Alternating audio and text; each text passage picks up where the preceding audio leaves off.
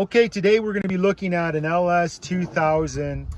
We're just going to do a quick, if you got engine trouble, this is just a quick set of steps you can follow just to kind of try to rule out what the possibilities are. So this particular engine, I already know what the problem with it is, but we're just going to take a look at it. And so right now we're going to just pull the spark plugs out and pull the spark plug wires off, okay? And then we're going to check for spark. So we're going to pop these off. Now sometimes these are coming off easy because we've already been messing with it, but those can be really stuck on there pretty good. You're going to have an extension and a ratchet in order to get up high enough over the exhaust to break it loose. So this is a 6-inch extension, okay? You're going to need one of those, and you're going to need a ratchet and a spark plug socket, 13/16. And then, you'll break them all three loose, spin them all out loose. And we're going to go ahead and hook the spark plug up to the terminals here. You can get shocked messing with these. It ain't going to kill you. It just hurts like hell. No, kidding. No. Well, yeah, no, so it does hurt, but you'll live. Anyways, so then we're going to lay the spark plugs over here. And then what we're going to do now is we're going to crank it over and kind of zoom in right here. I think you can use a pinch zoom on there. You pinch zoom.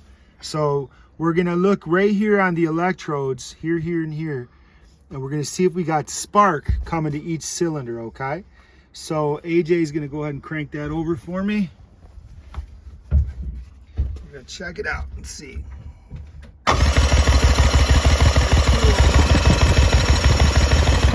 Keep cranking.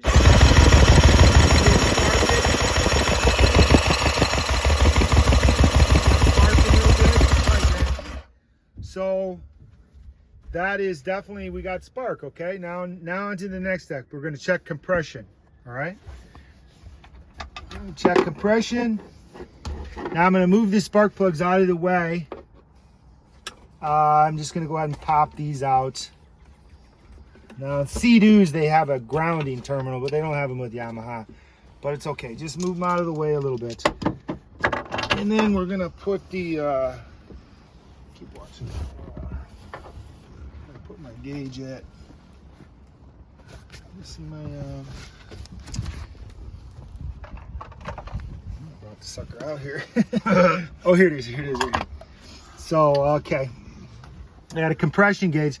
Now you can do this with your finger or your thumb. You can just go put your thumb on these holes and then crank it over, and it'll be a lot of pressure. We're just gonna go ahead and try it real quick, okay? Without the compression gauge, all right?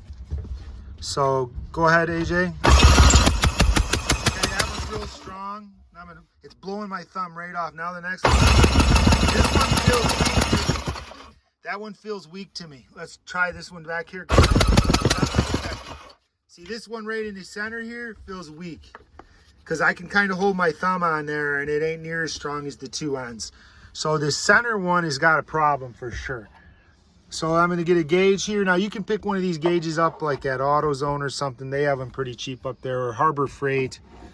You don't take a great one, just to do a quick compression check, The gauges will vary some, but this is going to tell you, exactly what's going on. I would say this one is low, not completely at zero because I could still feel pressure, but it's definitely low. Okay, let's try it now. See what we got. So it's only giving me about 40 psi. So like I thought, that one is low. And then let's just check a good one real quick and see what we got. Still recording there? Mm-hmm.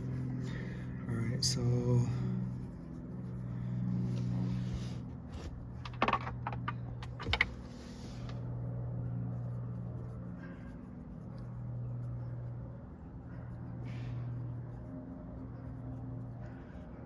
this one looks pretty nice in here. Okay, let's see what this one has in it. Alrighty.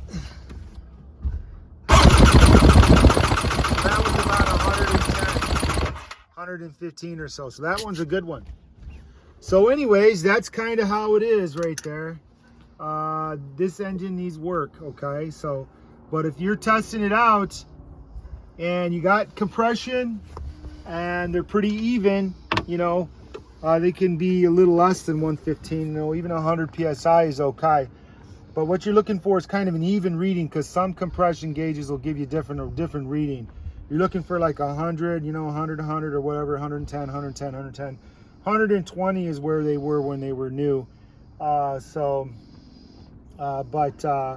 Anyways, that'll vary a little bit depending on the gauge that you have. But if you have one that's low or zero compression, then you're not going to be running. But if you've got spark and you got compression and it still ain't running, then you want to change the spark plugs. You probably have a fouled spark plug, assuming that your carburetors are good, so that you have fuel. So anyways, that's how you do just a quick check on an engine, okay?